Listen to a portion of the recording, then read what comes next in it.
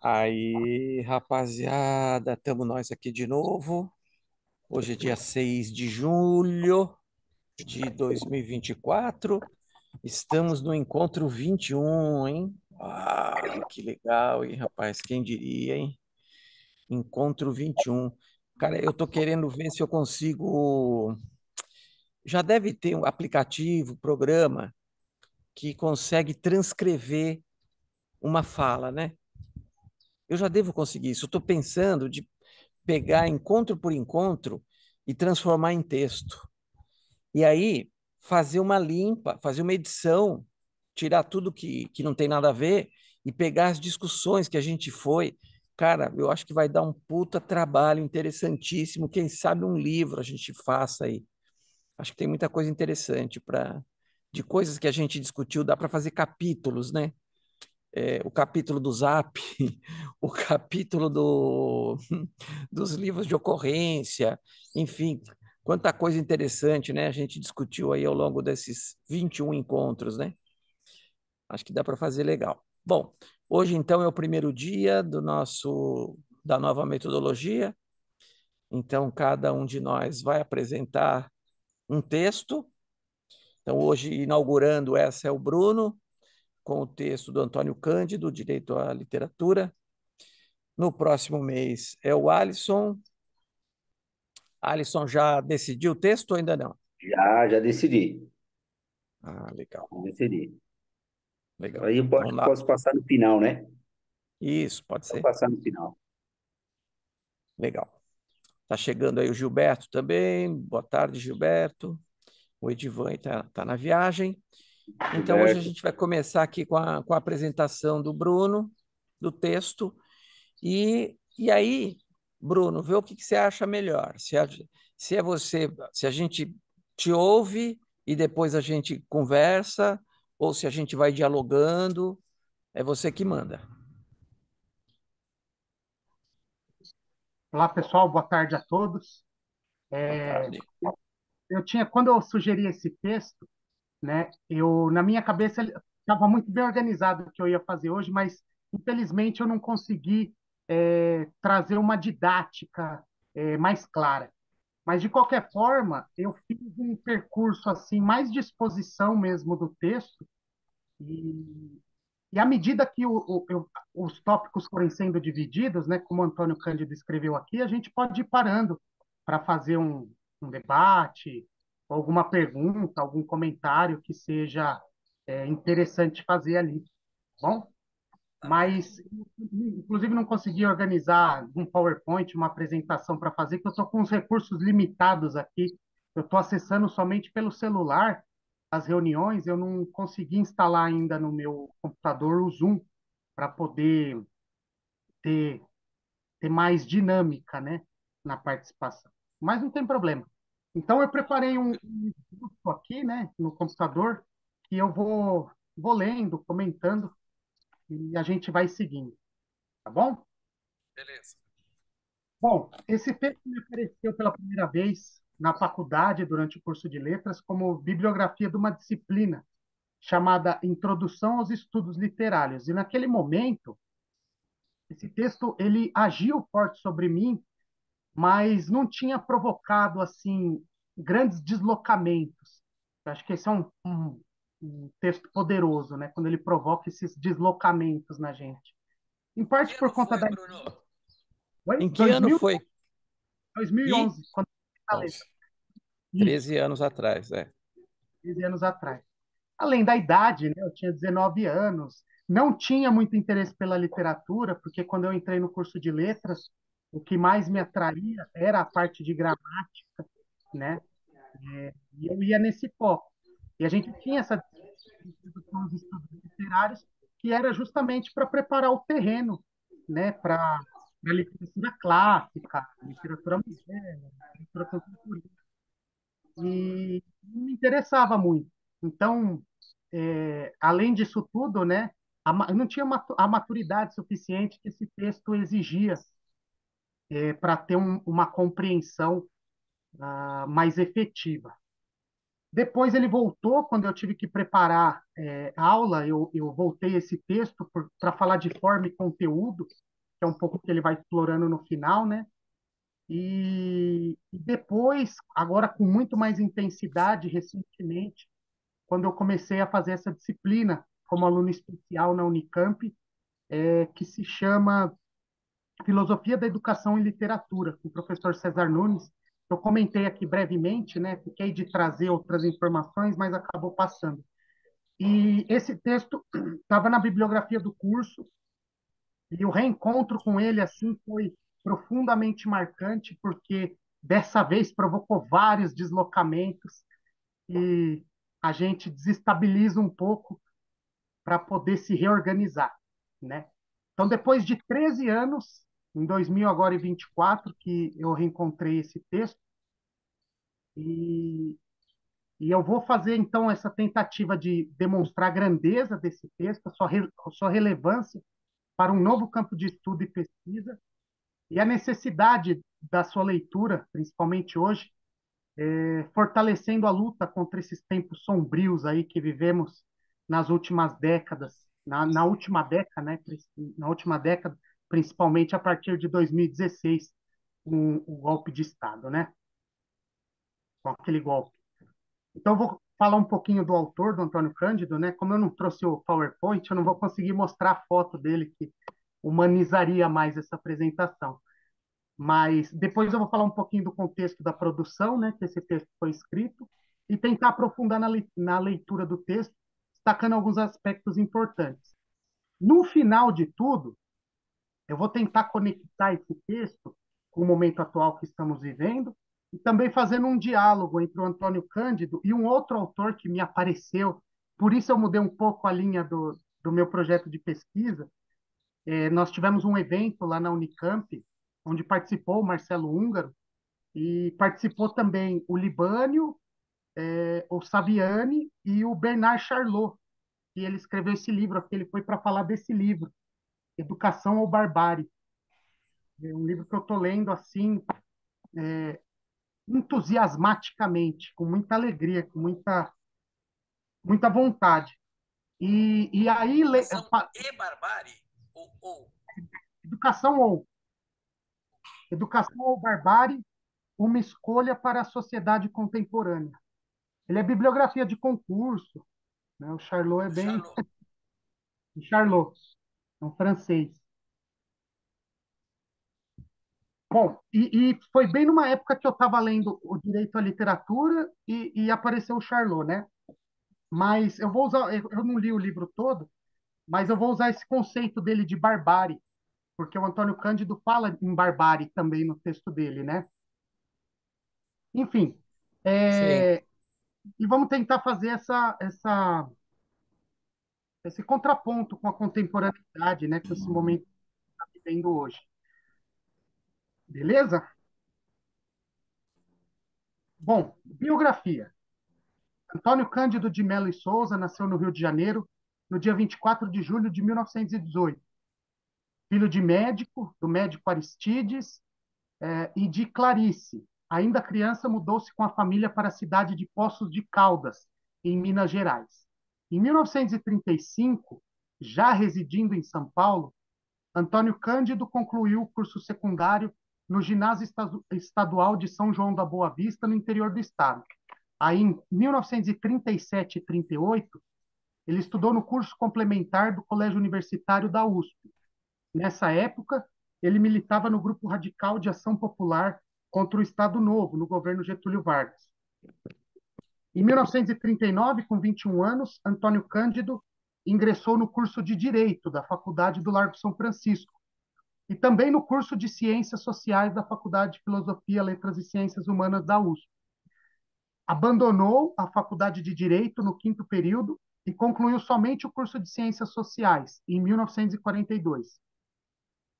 No seu grupo de amigos da universidade estavam nomes importantes que despontaram depois do modernismo de 1922, entre eles Décio de Almeida Prado, Paulo Emílio Sales Gomes e Gilda Rocha, a futura Gilda de Melo e Souza, com quem ele se casou.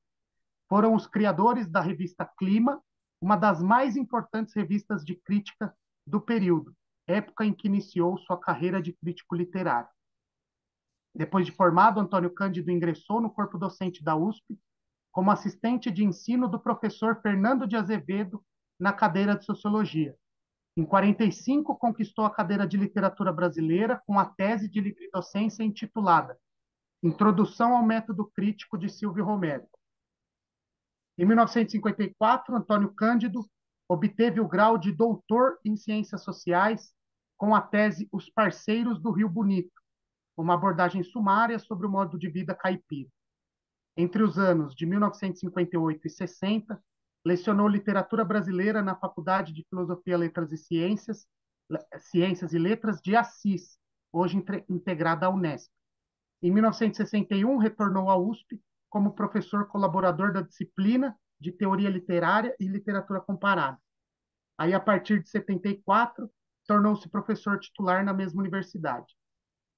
Entre 1964 e 66, Antônio Cândido lecionou literatura brasileira na Universidade de Paris e, em 1968, foi professor visitante de literatura brasileira comparada na Universidade de Yale, nos Estados Unidos. Aposentou-se em 1978, mas continuou lecionando no curso de pós-graduação até 1992.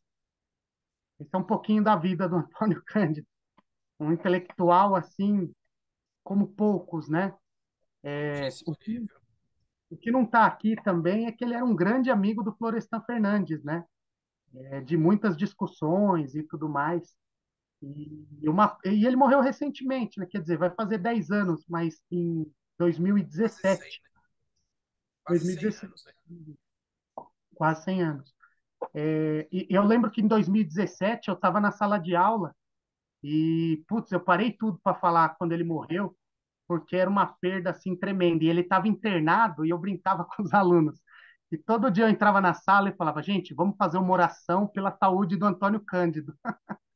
Eu gostava muito dele na faculdade, né? Mas, infelizmente, ele morreu em 2017 e nos deixou. Uma perda, assim, irreparável, né? Bom, esse texto, o Direito à Literatura, ele está reunido nesse livro aqui, que chama Vários Escritos. É uma coletânea de vários textos publicados ao longo da vida do Antônio Cândido, né? De tudo que ele escreveu. E ele escrevia muita crítica literária, muito ensaio. Esse, no caso, que nós vamos trabalhar hoje, foi uma palestra no curso organizado em 1988 pela Comissão de Justiça e Paz da Arquidiocese de São Paulo. Esse texto foi publicado, primeiramente, no livro Direitos Humanos e Reticências, né, organizado por Antônio Carlos Ribeiro Fester, pela editora Brasiliense, em 1989. E não dá para deixar de ligar esse texto, né, ao fim do regime militar, que foi um período da história brasileira de supressão de muitos direitos e, para usar a palavra aí do Antônio Cândido, de barbárie, né? Então, esse era o contexto e o momento que ele foi escrito como uma palestra, né? E depois foi publicado. E ele já começa dizendo, chamando atenção para essa grande contradição do nosso tempo. E esse texto, gente, ele tem tudo a ver com o que a gente discutiu aqui, né? Eu acho que por isso essa segunda leitura fez muito, essa terceira leitura, né?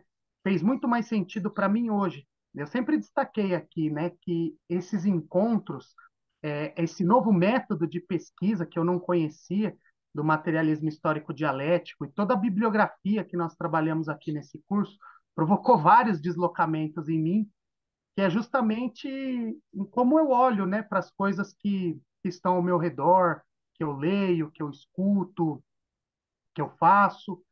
E essas informações aqui do curso foram fundamentais para esse texto fazer um sentido muito maior para mim, né? Até porque o Antônio Cândido ele pesquisava usando essa metodologia também, né? Do materialismo histórico dialético. As suas críticas literárias, as análises de romances e de poesia, era sempre, né, usando a partir dessa metodologia. Então, indo ao texto propriamente, ele já começa, né, com essa grande contradição do nosso tempo, que é o máximo de desenvolvimento da racionalidade técnica e de domínio sobre a natureza. Então, chegamos nesse ponto extremo, só que, em contrapartida, também a irracionalidade no comportamento humano ela chegou num grau máximo. Né? Então, acreditou-se que esse desenvolvimento da racionalidade técnica proporcionaria condições melhores de vida para o ser humano na Terra, né? Só que essa utopia que ele diz depois converteu-se, né, numa irracionalidade no comportamento. E a questão dos direitos humanos, ela está ligada justamente entre esse máximo de civilização e esse máximo de barbárie. E para usar o Charlot, que eu comentei aqui, né, ele define barbárie dessa maneira: ó. Existe barbárie em qualquer situação, encontro, relação entre humanos, na qual um nega a humanidade do outro. Portanto, barbárie, para o Charlot, é a negação da humanidade no outro. E o Antônio Cândido vai falar disso também, né? Essa negação da humanidade no outro, por exemplo, nós acompanhamos as notícias como o naufrágio dos africanos no mar, tentando entrar na Itália, na França, né? E aí nós vemos comentários assim, né? Puxa, coitados, eles morreram 300 pessoas no navio, mas coitado, fazer o quê? Eram imigrantes, né? Imigrantes irregulares e tudo mais. Ou seja, vão descaracterizando, né? Morreram, sei lá, 40, 50 pessoas que a rota matou lá no litoral de São Paulo. Ah, mas eram bandidos, né? E a gente descaracteriza a humanidade no outro. Esse outro não tem humanidade. Isso, segundo o Charlot, é a barbárie, né? Uma definição de barbárie. A negação da humanidade do outro. Eu queria só fazer uma observação dessa fala do Antônio Cândido, da irracionalidade, que eu não acho que é uma irracionalidade, é uma outra racionalidade, que é a racionalidade do capital. Então, toda a discussão, eu estou chamando a atenção disso só para a gente entender onde entram certas epistemologias. Então, por exemplo, é, toda a literatura pós-moderna crítica, ela começa metendo pau no projeto de modernidade, no sonho da modernidade, que o desenvolvimento do conhecimento e da ciência ia aliviar o sofrimento humano do trabalho, né? O Antônio Cândido coloca lá que não se espera, que se esperava então que nenhum general despótico pudesse fazer o que quisesse, que não aconteceria mais nada, né? Ou seja, aquele projeto de modernidade utópico, como você frisou agora há pouco, ele se diluiu porque uma outra racionalidade aparece. Eu não entendo como uma irracionalidade. É uma outra racionalidade, né? Que é uma racionalidade dominada pelo capitalismo.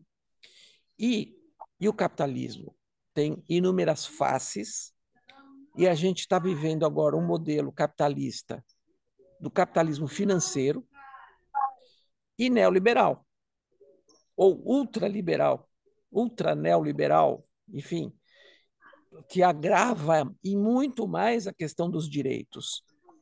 Mas isso tudo, esse desenvolvimento ocorre em função de uma racionalidade. Há uma ideia por trás, tem uma lógica, né? Não é ilógico. Agora, é uma lógica desumana, bárbara, né? Sim, sem dúvida. Esse é um ponto que ele vai falar justamente dessa questão da justiça social, né? Como ela, como ela impede a gente de se desenvolver como ser humano. Né? Por exemplo, nesse caso mesmo, a gente chegou num ponto que a gente consegue construir moradia, né, para todo mundo. A gente tem condições de construir casa para todo mundo, de alimentar a população do mundo inteiro. Mas por que que a gente não alimenta, né? Que é outra lógica, né? Essa lógica. Sim. Que são. Teu microfone está falhando, Bruno. Acho que foi o sinal. Não, É, é uma outra racionalidade mesmo, né? É essa é. do lucro, Sim, competição, que é uma bem, lógica que o Marx desvenda, né? Então, o grande capitalista, ele também é um sujeito alienado. Ele é alienado no seguinte sentido, que as decisões que ele tem que tomar, quem toma é o capital. O capital exige que ele faça isso ou aquilo. Se ele não fizer isso ou aquilo, ele fale. Então, o sistema é competitivo e essa competitividade, você vê, o Marx diz lá, existe uma lei na economia que é a queda tendencial da taxa de lucros. Então, a taxa de lucro, ela tende a diminuir sempre, porque outros caras vão competindo nesse mercado e você vai tendo que diminuir sua margem de lucro para competir. E chegando uma hora que eu começo a enfrentar todos os programas sociais que produziram efeitos positivos para os trabalhadores, eles começam a ser postos em xeque como efeito contra o capitalismo. Ó, nós precisamos acabar com esse negócio aí, porque isso aí a economia vai a zero. Então, vai acabar tudo, vai ficar todo mundo desempregado. Então, é melhor a gente desempregar só 50% e tá, então tudo bem. Ah, porque 50%, né? Aí o outro 50%, vamos lá, né? Enfim, porque também, como Marx disse, o capitalismo ele precisa do exército de reserva. Ele precisa de desempregados, porque quanto mais desempregados, mais ele consegue abaixar a massa salarial. Então, no nível de desemprego que a gente está vivendo hoje, uma pessoa que ganha R$ 3.000, ela vai ser mandada embora e trocada por 2.000, por 1.800, e vai ter quem queira. E gente boa, e gente engenheiro, advogado, né? E, então, são racionalidades que, infelizmente, são racionalidades brutais, né? Mas que bárbaras, bárbaras. Mas ela tem uma racionalidade, né? sem dúvida. É interessante. No final ele vai falar, né, que o direito à literatura ele só pode existir numa outra, com a distribuição mais igual dos bens. E ele fala que um dos fatores fundamentais para a consolidação da literatura como um direito é o direito ao lazer, né? Porque para ler você precisa de tempo, você precisa estar num outro. Por exemplo, você não pode fazer uma leitura de 15 minutos, de 20 minutos, enfim, é uma coisa interessante a se pensar, né? Bom, Para complementar essa coisa que você falou do tempo de trabalho, a gente está vivendo um momento agora que não nos afeta, porque a gente está com a educação, não nos afeta. Mas quem está trabalhando em empresas, aqui começou a criar uma cultura como é nos Estados Unidos. O teu horário de sair é 5 horas, mas se você for embora às 5 horas, você vai ser mal visto na empresa. Então você está na empresa, deu o teu horário, mas você tem que continuar. E você fica até às 6, você fica até às 7, porque o outro fica. Então você está criando uma cultura cada vez menos de tempo de trabalho. Então o tempo de não trabalho vai sendo consumido por uma lógica que o capital necessita, que é da superexploração.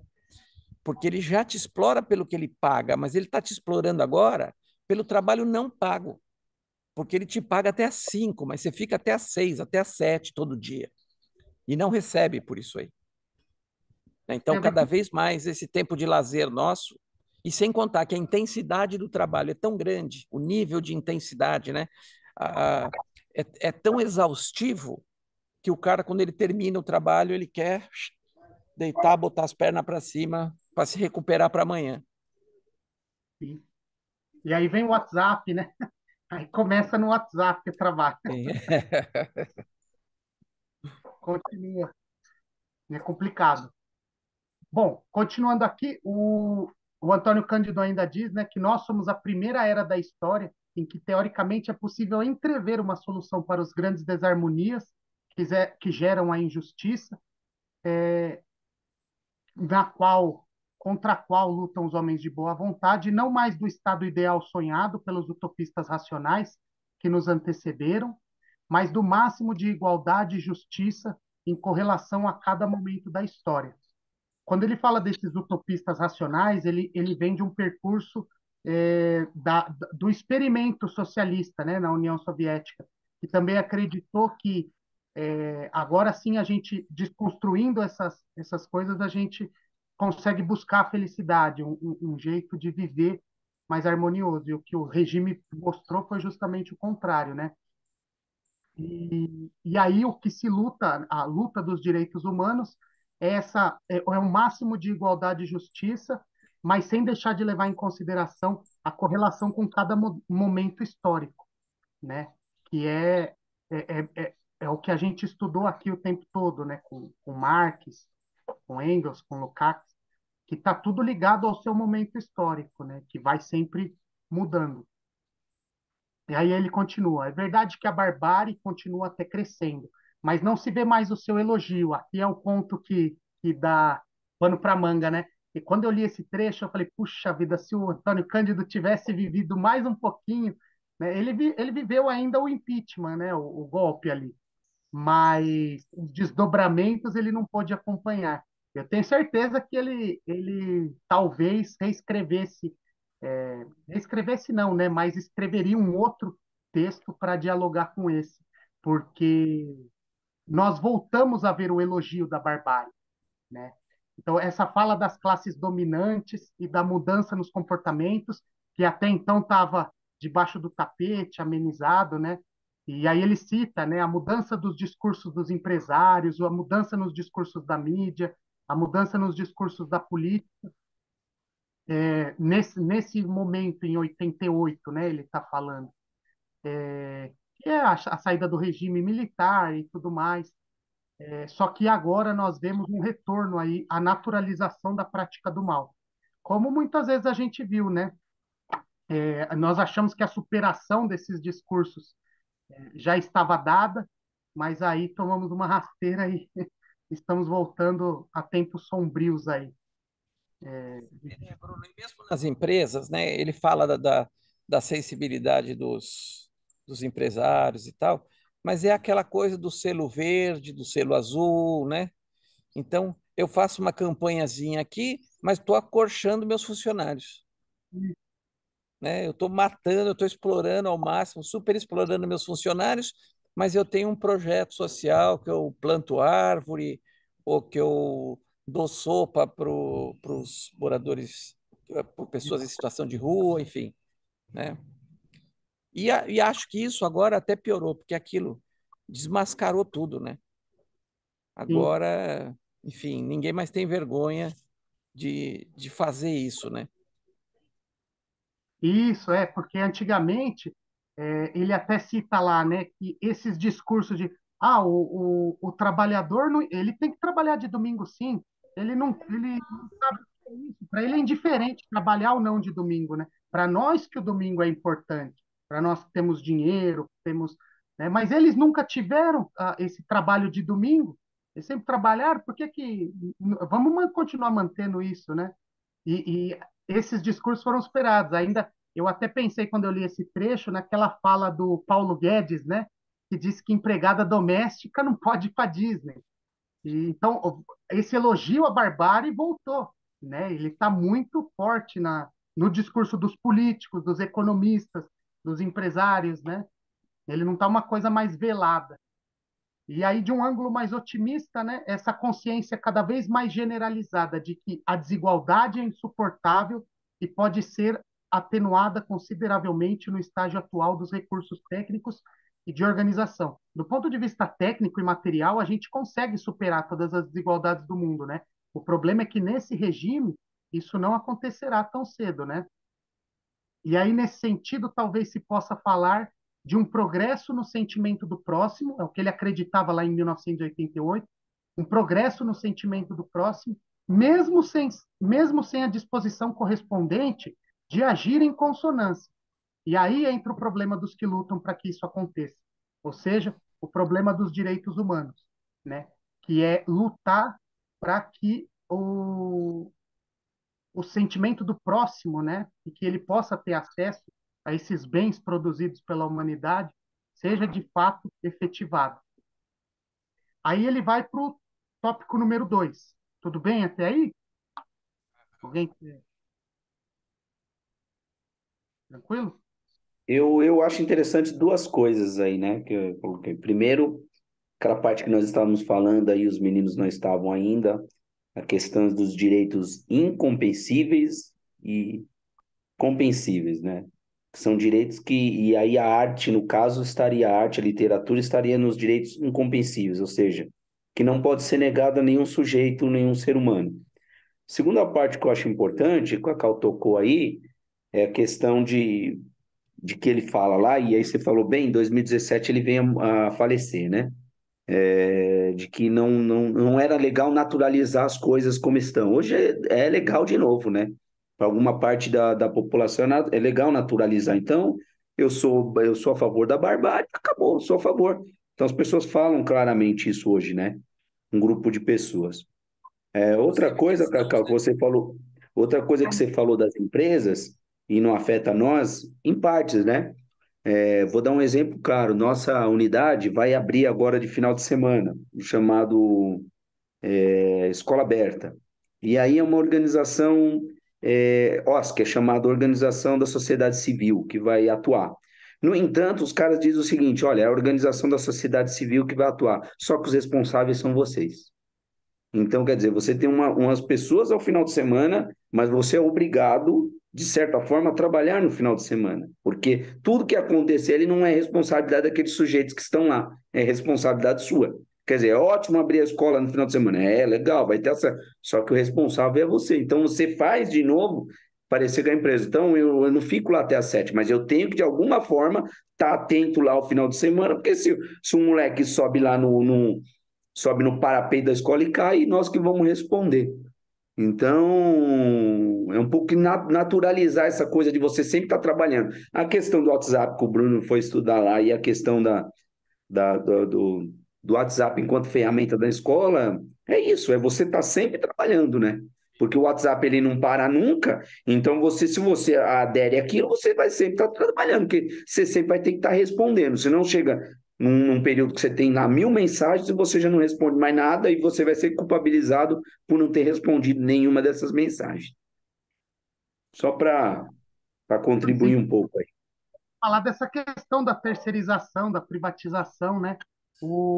Recentemente, o governador do estado agora loteou, né? 30 e poucas escolas, ele passou para, naquela PPP, parceria público-privada, ele passou a construção dessas escolas para iniciativa privada e a gestão também, né? Só a parte pedagógica que vai ficar a cargo da Secretaria de Educação.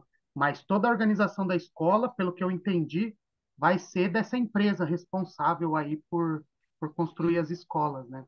São 30 e poucas Vai escolas. construir, vai Tem construir uma aqui em também. Guarulhos que está no lote. Vai construir, mas com dinheiro público, né? Pega empréstimo, Ah, estava coisa clássica. estranhando. É Então, complicado. essa daí é outra falácia, né? Porque quando eles terceirizaram todas as áreas as áreas públicas, a área da merenda, a área da limpeza, a área da própria colocação de produtos na escola, ele foi com a intenção de dizer o seguinte: olha, nós queremos tirar a direção disso, nós queremos inserir a direção no pedagógico da escola. Então, todas essas áreas foi uma falácia, ele só aumentou o trabalho, porque a fiscalização o tempo todo é da direção da escola.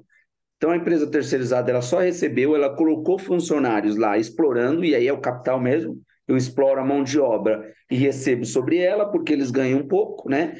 Para você ter uma ideia, uma menina da limpeza ganha 1.400, é um salário mínimo. Então, você tirou os concursados de lá, mas toda a responsabilidade sobre aquelas empresas, sobre o serviço que ela faz, sobre o serviço que ela presta, como ela presta, tudo é da direção da escola. Então, foi uma falácia que acredito que vai se repetir agora nessa falácia aí do senhor Tarcísio. É complicado, né? Por isso que esse texto ele é atual justamente por isso, né? Que a literatura ela denuncia esses abusos, né? Como tem feito recentemente aí. Bom, para o Antônio Cândido, então, seguindo, os direitos humanos têm um pressuposto. O pressuposto dos direitos humanos é reconhecer que aquilo que é indispensável para nós é também indispensável para o próximo, né? E essa é a essência do problema, porque as pessoas reconhecem que o próximo tem direito, sem dúvida, a certos bens fundamentais, como casa, direito, como casa, comida, instrução, saúde. Mas será que as pessoas pensam que o semelhante próximo tem direito a ler Dostoiévski ou ouvir os quartetos de Beethoven? O esforço para incluir o semelhante no mesmo elenco de bens que nós reivindicamos está na base da reflexão sobre direitos humanos. Eu, quando li Machado de Assis, eu falava, puxa, todo mundo tem que ler isso, puta, o cara é genial e tal, não sei o quê. E aí, lendo esse texto, eu falei, olha, estava aí, né? O pressuposto dos direitos humanos é isso, que é indispensável para mim, é indispensável para o próximo também, né? E aí Bruno, ele... Oi? só uma observação nesse, do que todo mundo reconhece que é direito de todo mundo, alimentação, casa. Eu diria que tem uma turma que vai dizer desde que. Isso. Então, eu acho que hoje essa massa de que a gente está falando aí, da barbárie, para eles não tem direito nenhum que é necessário. Todos eles se, se você trabalhar, se você fizer isso, se você fizer aquilo. Não tem nenhum direito, essa barbárie, né? Para esse mundo da barbárie, né? Então, eles são contra tudo isso, né? Você vê a renda básica que o Suplicy tanto lutou, né? Acabou estabelecida no governo Bolsonaro como uma política de Estado. Não porque ele quisesse, óbvio que ele era contra isso, né? Mas ela virou uma política de Estado, ela não é mais uma política de governo. Então, a participação da população recebendo uma renda mínima virou uma política de Estado, ou seja, ela atravessa os governos, ela é uma política de Estado. Mas para esse grupo, isso era um absurdo, eles lutaram o tempo inteiro contra isso, né? E, sem dúvida, é a negação da humanidade no outro, né? Ele, ele é pobre, que dó, mora na rua, mas ele é um vagabundo, né? Ele não trabalhou, a culpa é dele, né? Ele que não se esforçou e tudo mais. Eu nego que ele é um ser humano, e isso justifica. Ele está lá debaixo da ponte, passando frio, correndo risco, né? Justifica porque a culpa é dele. Eu nego a humanidade dele, né? E aí agora o Antônio Cândido ele entra nesse ponto que o Alisson destacou desse sociólogo francês, né? Uma teoria de um padre dominicano, sociólogo francês, Louis-Joseph Lebré, eu não sei falar o nome dele, mas ele é um fundador do movimento Economia e Humanismo. E aí ele fala dos bens compressíveis, aí cita alguns exemplos, como, por exemplo, os cosméticos, os enfeites, as roupas supérfluas, né? São bens compressíveis, que são dispensáveis ao ser humano e os bens incompressíveis, que são aqueles indispensáveis, que o ser humano não pode viver sem, como o alimento, a casa, a roupa. E o X da questão é justamente tentar fixar uma fronteira entre um e outro, né? E a grande discussão que varia conforme o tempo, né? Por isso a importância de entrar nessas discussões que o Cacau clareou com a bibliografia aqui do grupo de pesquisa, que isso vai variando conforme um tempo, né? Então, se a gente pegar no mundo grego, por exemplo, as pessoas que votavam, o direito ao voto, pertencia somente a um grupo, né? Isolado. E as mulheres não tinham voz, e isso foi tudo sendo conquistado. Então, ao longo da história, essas fronteiras, né, foram sendo fixadas conforme as necessidades, as manifestações das pessoas. E vai ser sempre móvel, né? Nunca vai ter vai sempre transitar, né? Porque tem sempre direitos que a gente está lutando para conquistar e colocar, né, nessa caixinha dos bens incompressíveis, daqueles que são indispensáveis para o ser humano. E aí ele continua, né? Cada época e cada cultura fixam os critérios de incompressibilidade, que estão ligados à divisão da sociedade em classes. Do ponto de vista individual, é importante a consciência de cada um a respeito, sendo indispensável fazer sentir desde a infância que os pobres e desvalidos têm direito aos bens materiais e que, portanto, não se trata de exercer caridade, né? Então, cada época e cada cultura, quando fixa os critérios do que é incompressível e compressível, ele faz dois movimentos do ponto de vista individual, né? Que é fazer o ser humano enxergar desde a infância que que os pobres e desvalidos, aquelas pessoas que estão em vulnerabilidade, têm direito aos bens materiais. E muita gente acha que o que está fazendo é caridade, né?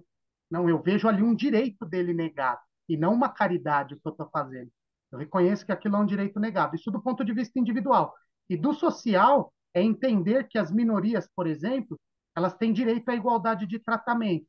E aí sim a gente briga e luta para ver leis específicas que possam garantir esse modo de ver. Né? Então, são dois movimentos, individual e social. São bens incompressíveis, não apenas os que asseguram a sobrevivência física em níveis decentes, mas também os que garantem integridade espiritual. E aí ele vai começar a falar da elevação do ser humano, né? Da humanização do ser humano. Como, por exemplo, a crença, a opinião, o lazer e, por que não, a literatura. Para a literatura ser encarada como um direito incompressível, ela só pode ser somente se ela for entendida como uma necessidade profunda do ser humano, que deixando de ser satisfeita, quando a gente nega o direito à literatura, corre-se o risco de desorganização pessoal ou pelo menos de frustração mutiladora, ou, para simplificar, de desumanização do ser humano. Você vê essa coisa da literatura. Eu dou aula no curso de pedagogia, né? E no curso de pedagogia, você imagina que as professoras, quem está fazendo pedagogia, tem que ser uma pessoa que goste de literatura. Sim. Como é que você vai trabalhar? Porque você está trabalhando com aquele público que fundamentalmente está ávido por coisas, né? E, e eu tive experiência assim, rapaz. Teve uma vez que eu fiz uma dinâmica com jogos, era disciplina de jogos e brincadeiras. E um grupo fez uma brincadeira com aquela brincadeira de stop. Sabe qual que é, né? Letra, então, nome de gente, nome de cidade, enfim, aquelas coisas todas. E aí começou, fizemos uma rodada da brincadeira que elas bolaram, mas não deu muito certo porque ficou meio fácil. Aí eu sugeri que elas não fizessem, não que só chamassem consoantes. Eu falei, gente, então vamos refazer a brincadeira, só que ao invés de liberar geral, vamos fazer o seguinte: só consoante. Só consoante. Aí tá. A primeira menina que foi e falou A. Aí falou, não, não pode, é só consoante. A menina não sabia o que era consoante. Mas No o que curso, que é consoante? No curso de pedagogia. Ela não sabia o que era consoante. Caraca, rapaz. Eu falei, não sei como é que escapou, né? Como é que escapou? Então, assim, a dificuldade com leitura hoje é gritante. E como a formação de professores hoje ela está restrita às classes trabalhadoras de menor poder aquisitivo, são pessoas com um histórico de literatura próximo do zero. sem dúvida. E ela Né? tem um trabalho importante, porque muitas vezes o primeiro contato com a literatura é por elas, né? Pela escola, na contação de histórias ali, na escolha dos livros, em como ela vai explorar esses livros, né? essa fabulação, que é o que o Cândido vai falar aí também, e a gente está muito longe ainda, né, de consolidar esse direito ali. Pode E é um colocar, trabalho importantíssimo, né? pode colocá-la nesse patamar de direito indispensável para o ser humano, eu acho que já foi a contribuição dele, né? Para mim, a literatura foi transformadora mesmo, transformadora. Eu cresci muito como ser humano depois que eu entendi o valor de uma obra literária, o que ela causava em mim, né? O que ela produzia em mim. E por isso que eu me solidarizo muito com esse ponto de vista do Antônio Cândido, de que a literatura é um direito indispensável ao ser humano. É como se a gente estivesse negando o direito à alimentação, estivesse negando moradia, né? Porque é um direito incompressível. Não dá para viver sem. Que é o Bom, direito humano, né? Que é o que isso, o Antônio Cândido vai dizer ali, né? O que para ele é humano, né? É bem interessante. e esse olhar para o próximo, para a gente considerar o próximo como humano também, a gente precisa ter um olhar humanizador, um olhar sensível. E a literatura é um grande caminho para isso, né? A literatura é um grande caminho para isso. A gente até conversou no último encontro, eu até estou usando isso, viu, Cacá? É, Parafraseando essa interpretação da Bíblia. Poxa, nesse mundo cristão, a gente teria tudo para ter esse olhar para o próximo, né? Mas não é isso que acontece. Porque aí eu gostei desse olhar. Foi muito sensível a sua contribuição, Cacau, quando você disse que muitos são pré-cristãos, né? Eles estão lá sim, no Antigo, sim. eles seguem Então, esse olhar ao próximo do Antigo Testamento, que é nessas condições. O próximo tem que estar nessas condições. E ele não está dentro de não está dentro desse conceito de humanidade, né? Por isso que eu não respeito o outro, né? E desconsidero e nego o direito do outro. E nego o direito é. do outro. Eu desisti de ler o Velho Testamento por hora. Eu estava na página 1900 e pouco. E eu estava ansioso para chegar no Novo Testamento, né? Então, eu achei que eu parei numa página que eu não vou esquecer o número, 1900, 1902 ou 3, uma coisa assim. Falei, bom, deixa eu dar um pulo aqui. Aí eu comecei a ler e o primeiro evangelho é Mateus.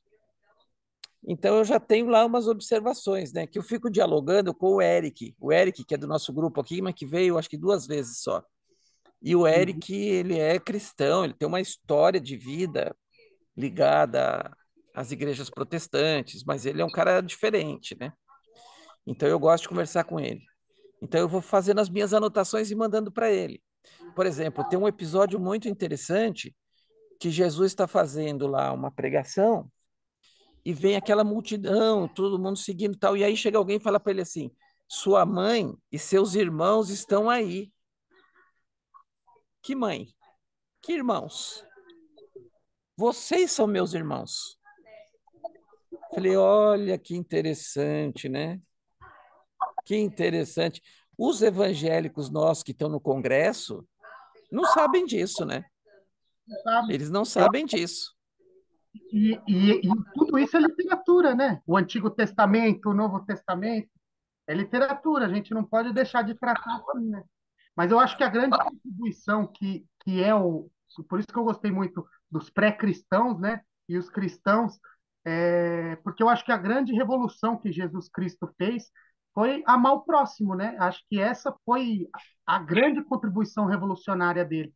Tanto que eu estava vendo no Antigo Testamento, os 10 mandamentos, que eu acho que aparece no livro de Moisés, eu nem sei como é o nome do livro, mas onde aparece os 10 mandamentos, você não tem nada de amor ao próximo. O amor ao próximo vai aparecer com Jesus, né? Então, E esse, oi? nesse evangelho que eu estou lendo do Mateus, E, Jesus vai revertendo, ele pega os 10 mandamentos e vai destrinchando ele. Ele vai ampliando isso aí. Ó, tá, tinha isso aqui, né? Só que agora é o seguinte, ó, nós precisamos dar outra face, nós precisamos fazer isso, nós precisamos.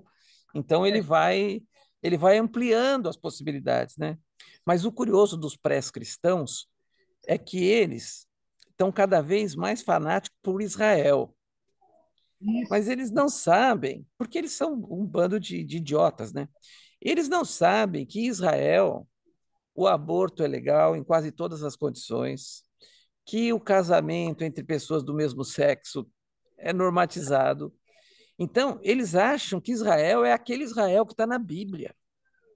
Então, eles ficam com a bandeira de Israel, achando que é o velho Israel. E é um Israel que, se eles souberem como é que é, acho que eles não sei o que eles vão fazer. Eles vão ter uma crise, porque eu falo assim, meu Deus, mas aqui Vai então mandar pode. explodir Israel. É. Não, Vai eles mandar estão muito explodir. mais ligados. Esses evangélicos brasileiros, desse grupo que eu, Sodoma e que eu digo, Gomorra. né? Eles são muito mais próximos dos religiosos árabes que têm no seu país um governo religioso do que com Israel. Israel não mistura Estado com religião. Então, mas eles querem misturar aqui, mas eles acham que eles vão para lá, vão achar o Velho Testamento lá, os caras do Velho Testamento. Então E é uma ignorância. para os israelenses também, Jesus ainda não veio, né? Quer dizer, o Messias ainda não veio, eles estão esperando ainda, né? Inclusive, tem uma coisa interessante, que os judeus ortodoxos que vivem lá, eles cospem nos cristãos. Eles cospem, eles não aceitam os cristãos.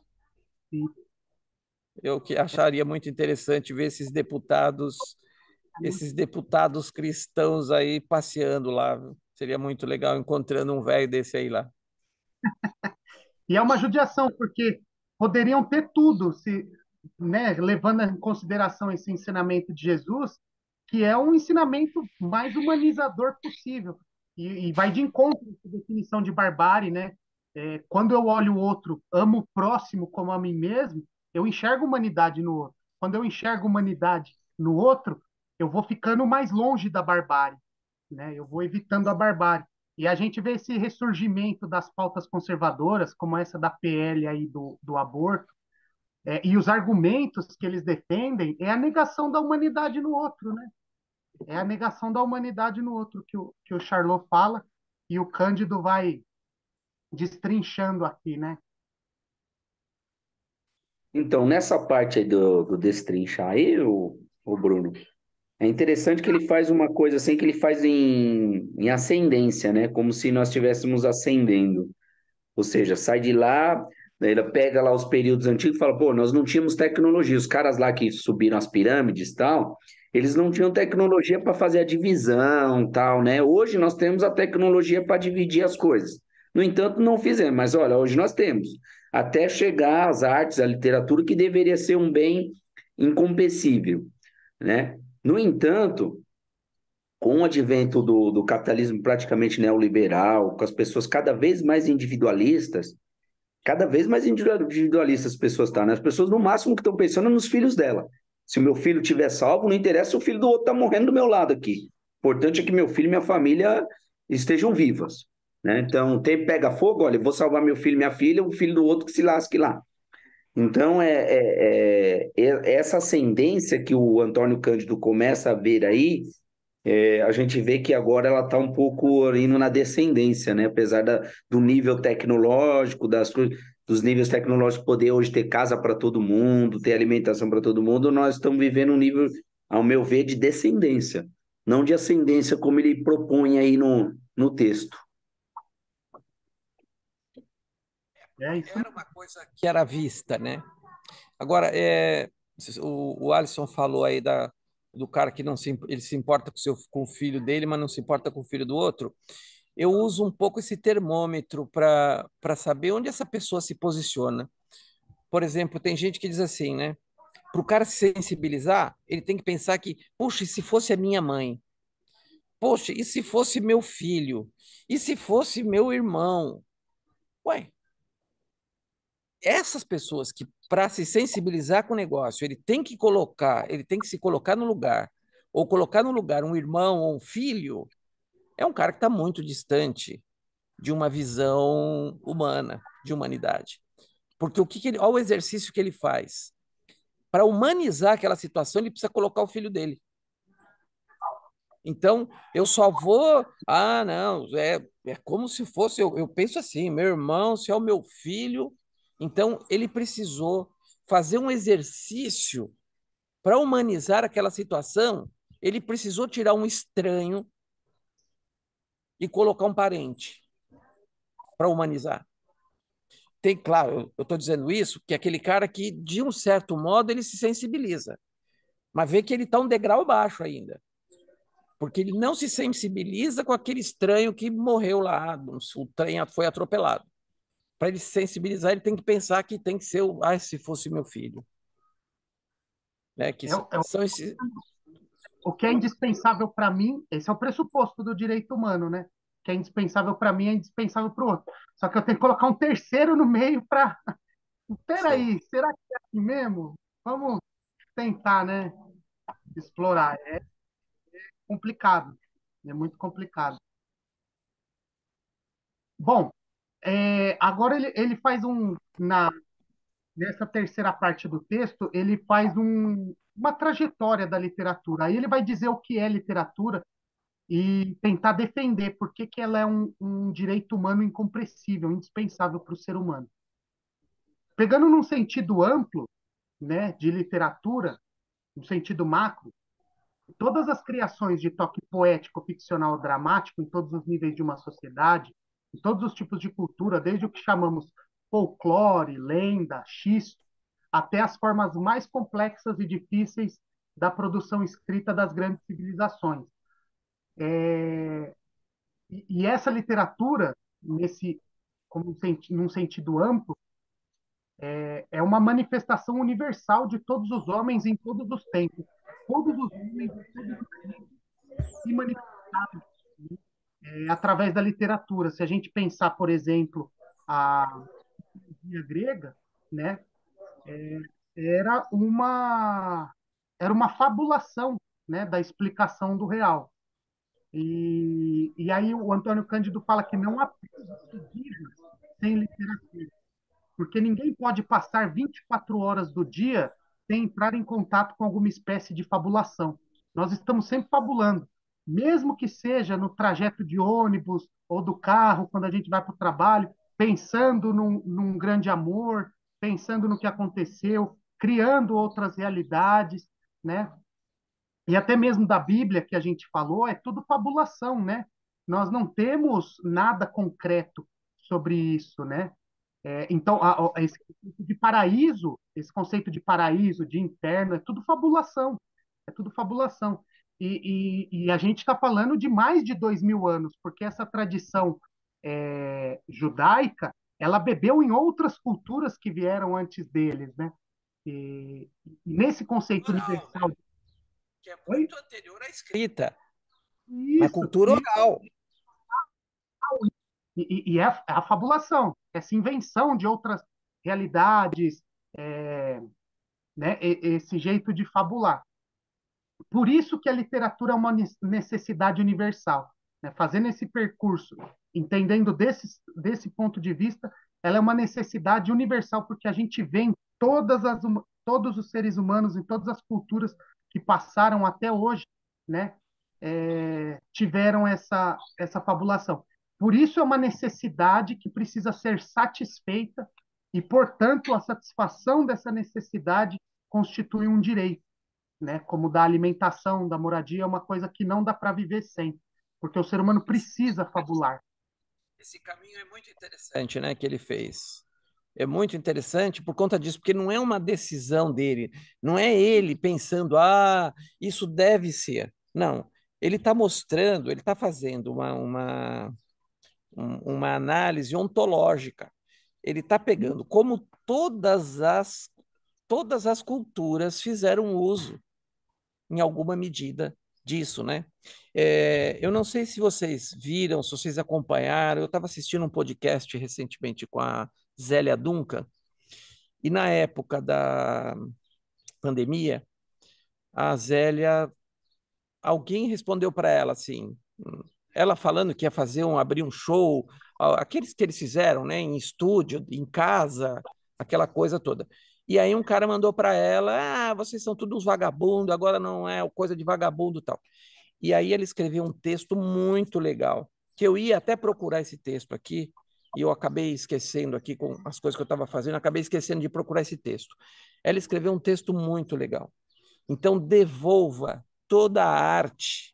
É um texto razoavelmente grande, mas ela está dizendo para o cara: então, devolva toda a arte que iluminou a sua vida.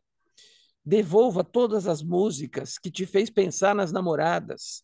Devolva todos os. Enfim, tudo que ela foi construindo, mostrando como que essa coisa está presente na vida da gente 24 horas. Né? Como é impossível a gente viver. Ela falou assim: arranque tudo que você tem na parede. Então, se você tiver um quadro na sua casa, arranque. Então, arranque tudo que é arte. A arte não presta para nada, então tira a arte da sua vida. Vamos ver o que sobra. Então, é um texto muito bacana, que eu vou ver se eu acho e depois eu vou colocar no grupo aqui. Porque é um texto bem bacana, bem interessante. De repente, acho que para você vai ser legal nas suas discussões aí no que você está pensando. Dialoga com o Antônio Cândido, porque Sim, quando eu falei dessa mudança no meu objeto de pesquisa para um mestrado, é, foi justamente por conta daquele trecho que o Cândido falou do elogio à barbárie, como se eu quiser, que nós não vemos mais o elogio, apesar dela acontecer, nós não vemos ela sendo proclamada, né? Porque os políticos, os empresários parecem, opa, peraí, vai pegar mal para mim, vai me queimar, né? E aí o que me chamou a atenção é, pô, de 2016 para frente, como é que ficou esse elogio à barbárie? Né? O que aconteceu com esse elogio à barbárie? E pensando na educação, nesse livro do Charlot também, que eu não consegui definir direitinho ainda o objeto, mas eu queria explorar esse elogio à barbárie, de análise de discurso, pegar as falas do Bolsonaro, as falas do Temer, né? Fazer um compilado disso tudo, até para ter um registro, né? Que eu acho que culminou naquele 1º de janeiro, né? Acho que toda essa manifestação, todo esse elogio à barbárie culminou naquele 1º de janeiro, né? E a gente viu fatídico. Oito, né? Oito, desculpa, oito. É, foi mal. E o 1 também foi tenso, né? Um Um foi também foi tempo, tenso, porque você não sabia se ia ter um atirador ali, né? Enfim, tudo podia acontecer, né? tudo podia acontecer. Momentos delicados, né? Bom, é, então ele vai falar da literatura, né, como fator indispensável para a humanização, de humanização. A literatura humaniza o ser humano, inclusive porque atua, em grande parte, no subconsciente e consciente. A literatura tem sido um instrumento poderoso de instrução e educação. Os valores que a sociedade preconiza, os considera prejudiciais, estão presentes nas diversas manifestações de ficção, de poesia e de ação dramática. A literatura confirma e nega, propõe e denuncia, apoia e combate, fornecendo a possibilidade de vivermos dialetos do problema, né? A gente considerar isso que a gente tem de produção escrita do, de antes do mundo grego, né? A gente vai ver muito isso. A literatura confirmando e negando, propondo e denunciando, como a gente vê na Bíblia, né? A gente vê ali as questões dos costumes ali, coisas que ela afirma e nega ao mesmo tempo. Ela não é uma experiência inofensiva. A literatura não é uma experiência inofensiva, mas uma aventura que pode causar problemas psíquicos e morais, como acontece com a própria vida, da qual a literatura é imagem e transfiguração. Aspectos paradoxais do papel da literatura na formação do homem, pois ela tem um papel formador da personalidade, mas não segundo as convenções. Ela não corrompe nem edifica, portanto, mas trazendo livremente em si o que chamamos o bem e o mal, ela humaniza em sentido profundo, porque faz viver. E esse é o papel contraditório, né? Contraditório, mas humanizador. E humanizador porque contraditório. Nessa parte, eu fiquei pensando, por exemplo, em tudo que a gente leu de Marx, de Lukács, todos os textos que nós lemos, que são literatura também, né? Só que eu acho o que denuncia, não deixa de denunciar a exploração do trabalhador pelo capital, né? De denunciar as injustiças, explicar as causas da desigualdade. Só que a literatura, nesse sentido que o Cândido explora aqui, ela tem essa capacidade de transfigurar a realidade. É como se a literatura que a gente leu até aqui, ela, ela pensasse, ela fosse racional, mais do que sentimental. E a literatura transfigura porque ela trabalha com os sentimentos, com as emoções. E quando ela faz isso, ela faz a gente viver isso intensamente dentro da gente, né? Por isso esse caráter humanizador, essa potencialidade que ela tem. E essa contradição, né? Ela é humanizadora porque ela é contraditória, e a vida é uma contradição, né? Ou ela é uma contradição e por isso humaniza. Ô, Bruno, Bom, oi, agora vocês estão me ouvindo? Edivan, vamos sim. Oi, tá, acho que na estrada vocês não estavam me ouvindo. É, cheguei agora. Deixa eu conversar um pouquinho sobre essa questão do que está acontecendo aí na rede estadual. Dessa forma nova de controle que o Estado está aplicando nas escolas e essa questão do direito à literatura. Como é que isso vai ficar daqui para frente com essa nova ordem aí de controle, tanto docente como discente, e para tudo aquilo que os caras estão prevendo de determinadas literaturas, né, vamos colocar assim, em relação ao acesso ao conhecimento. Como é que a gente pode estar discutindo essa questão?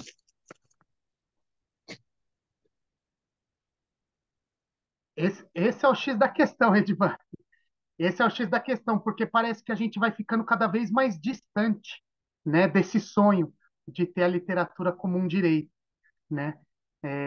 Até porque esses mecanismos de controle não favorecem a humanização, né? Eles são totalmente contrários à humanização. E eles vão mais no sentido de produtividade, de desempenho, de mérito, e é tudo que a literatura não precisa, né? A literatura não quer fazer com que ninguém tenha um ótimo desempenho, de que a pessoa seja eficaz, produtiva, e, né? Ela é o movimento contrário. É uma judiação, porque aí acontece o que sempre aconteceu. Eu sofria muito com isso, porque eu trabalhava num colégio particular e quando eu virei essa chavinha da literatura no curso de letras, eu passei a gostar mais do que de gramática, eu ficava muito desesperado, porque, por exemplo, a aula um era Machado de Assis, fase romântica. Aí tinha 4 romances dele. A aula 2 já era Machado de Assis na sua fase realista. E já tinha mais 5 romances dele para você trabalhar com as crianças. E aí, no curso de letras, eu fiquei 6 meses lendo um livro só, né? Um romance só. Então, é muito difícil você explorar esse poder transformador da literatura dentro dessa lógica, né? De controle, de produtividade, de desempenho, de mérito, né? Que é essa educação neoliberal. Que é um tipo de literatura que a gente tem visto muito, que é de autoajuda, né? Porque Por ela é prática, exemplo, né? Ela dá não umas tem respostas viagem, né? mais rápidas, né? Bom, aí ele falando, explorando, né, o que é literatura, por que que a literatura causa grandes transformações na gente, e o que distingue ela dos outros tipos de texto que a gente lê, ele, ele traz 3 faces, né, da literatura. A primeira, como que ela trabalha, ela atua em nós a partir desses 3 aspectos. Quando a gente pega uma poesia, um texto literário, seja ele da cultura popular ou erudita, né? Porque ele está pensando num conceito amplo de literatura, e aí ele coloca, né, o folclore, a lenda, o provérbio. E então, toda vez que a gente entra em contato com esse tipo de texto, ele age em nós a partir desses três aspectos. O primeiro é a literatura é uma forma de construção de objetos autônomos, como estrutura e significado. O segundo, ele é uma forma de expressão, pois manifesta emoções e a visão do mundo dos indivíduos e dos grupos. E a terceira, que uma visão que mais predomina na gente, como ela age sobre nós, ela é uma forma de conhecimento, né? E tudo bem, ela é uma forma de conhecimento, mas não é esse aspecto que age mais sobre nós, quando nós lemos um texto literário. O que age com muito mais poder sobre nós são os aspectos um e 2, que é justamente a forma e o conteúdo, né? E a forma é, por exemplo, para dar um exemplo bem simples aqui, né? Eu lembro quando eu era adolescente, eu gostava muito de Red Hot Chili Peppers. E eu não sabia nada de inglês, nada, absolutamente nada. Aí eu ouvia uma música nova dele, eu falava, caramba, que música boa, que música muito louca, que música. E não parava de ouvir. Só que eu não entendia nada do conteúdo daquela música. E eu não sabia explicar por que que eu gostava daquela música, né? E hoje, nessa teoria, eu gostava daquela música por causa da forma dela, né?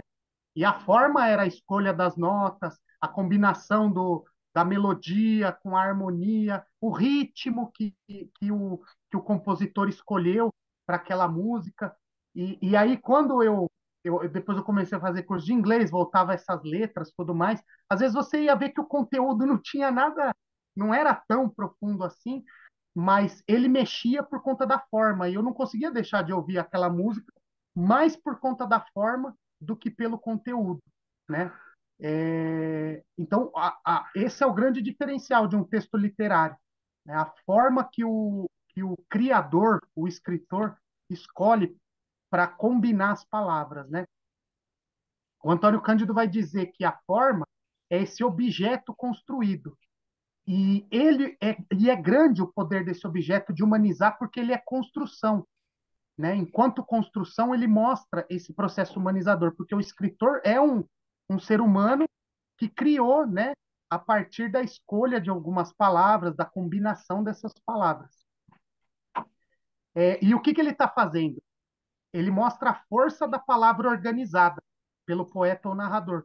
Então, a profundidade é justamente a grandiosidade de um escritor, de um poeta, é justamente organizar essa palavra que está aleatória para todo mundo, para todos nós, né? Mas ele escolhe as palavras, ele combina essas palavras e faz essa força aí da literatura.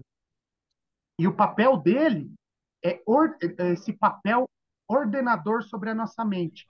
Então, é como se nós tivéssemos várias palavras aqui no nosso, quer dizer, pensando nessa contradição e nesse caos, né, o poeta, o escritor, ele organiza esse caos na medida em que ele ordena as palavras. E é isso que dá a grandiosidade de um texto literário, né?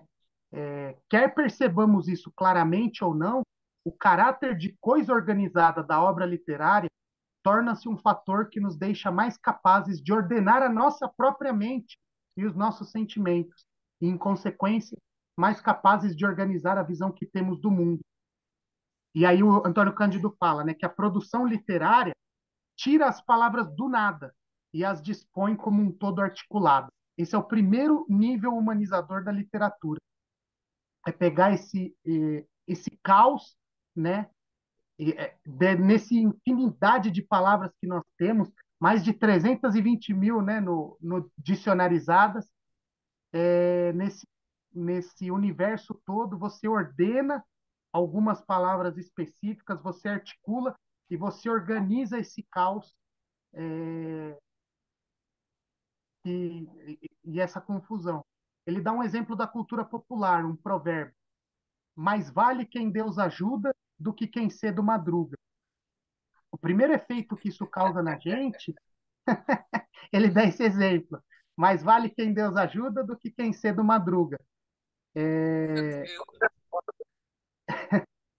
E a primeira questão que chega no nosso ouvido é a forma como isso foi organizado, né? Aí pegando já um conhecimento da teoria literária, se nós fizermos a escansão, a divisão das sílabas poéticas, né? Essas palavras não estão colocadas aleatoriamente, né? Elas estão organizadas, elas foram, sei lá, escolhidas dentre várias outras e combinadas e reescritas, para que a gente tivesse uma coisa assim, por exemplo, né? Que é a, a grandiosidade de um provérbio como esse. Em relação à forma, né? Se nós fizermos a escansão, sumiu o meu vídeo, acho que é problema da internet. Então, se a gente pegar assim, ó, do ponto de vista poético, nós temos mais vale quem Deus ajuda, 7 sílabas poéticas, né? Do que quem se do madruga, de novo 7 sílabas poéticas. É uma redondilha maior, é uma forma antiga de composição. E a escolha das rimas também, né? Da, de ajuda, e uga, de madruga. E se a gente colocar num ritmo, por exemplo, por conta dessas 7 sílabas, né? Mais vale quem Deus ajuda do que quem cedo madruga. É uma coisa tão organizada, né? Diante desse caos que é o mundo, e, e esse é um grande poder da literatura, a forma, né? Por exemplo, quando a gente lê um texto de Marx, de Lukács, eles não têm eles têm preocupação com a escolha das palavras, mas não tem esse efeito poético, né? Não tem esse efeito poético. Tanto que eu não consigo escrever numa dissertação, né? Eu não consigo fazer poesia numa dissertação, porque foge do padrão, né? Do texto de uma dissertação, de uma tese, né? Que é um texto mais científico. E isso que humaniza, né? Porque mostra que o, o escritor ele está organizando esse mundo que é caótico e cria um ritmo, cria uma linearidade, cria uma sonoridade, né? Eu fico muito, eu brinco muito com meu filho de rima, né? E às vezes a gente está andando assim pela rua, ele ouve alguma coisa, aí ele fala: Olha lá, pai, rimou, rimou. Ele não importa nem o que foi dito, mas é essa agradabilidade do som que chega no ouvido, né? É como se trouxesse uma espécie de paz, de organização, de humanização, né? Por isso que a gente não pode viver sem. Isso eu trouxe um exemplo aqui que ele fez com a cultura popular, né? Com um provérbio. Mas aí ele cita no texto, além disso, um trecho do poema do Tomás Antônio Gonzaga, né? Um poema do arcadismo. Mas, enfim, as palavras organizadas comunicam sempre alguma coisa que nos toca, porque obedece a certa ordem. Então, nessa forma das 7 sílabas, desse tipo de rima, aqui que a gente está sendo comunicado, né? Essa questão do trabalho, que Deus gosta de quem trabalha, de quem pega no batente. E a literatura fez isso, né, ao longo da história, fez com os contos de fadas, né, para justificar um tipo de sociedade e tudo mais, mas usou a forma, né, para trazer um conteúdo. E a literatura, com essa capacidade de humanização e enriquecimento, ela traz, né, humanização e enriquecimento da personalidade e do grupo, por meio do conhecimento oriundo da expressão submetida a uma ordem redentora da confusão. Eu não sei se vocês já tiveram essa experiência, mas muitas vezes, agora, aconteceu recentemente, eu peguei um romance para ler, e tem muita coisa que você vai lendo, você fala, caramba, você disse tudo aquilo que eu fiquei anos pensando na cabeça, matutando, como se a ficha caísse em 3 palavrinhas que foram colocadas ali, né? E aí, lendo Antônio Cândido, eu falei, era isso que acontecia comigo. Eu pegava essa confusão que estava dentro de mim, né, essa confusão que eu vivia com os meus pensamentos, e o escritor colocou ali, na combinação de 4, 5 palavras, naquela forma, ele organizou esse mundo caótico que estava dentro da minha cabeça, né? Por isso que faz uma revolução dentro da gente. E aí o Antônio Cândido A forma ela é fundamental, né? é fundamental. Porque um conteúdo com uma forma inadequada, você não capta, né? Sim, Então, a forma é um elemento fundamental. Claro que é o conteúdo é a mensagem, mas ele precisa estar organizado de tal forma que facilite a apreensão, né? sim. É como se, valendo-se da forma, o conteúdo pudesse quebrar uma parede a mais que tem dentro da gente, né? Não sei, parece que ele consegue atingir com mais profundidade, porque Sim. ele faz viver, né? Ele faz a gente viver. O Que Antônio é o papel da estética, né? é o papel da É, estética. que a E o Lucas, estética tende a tornar mais agradável, né, tal coisa, né?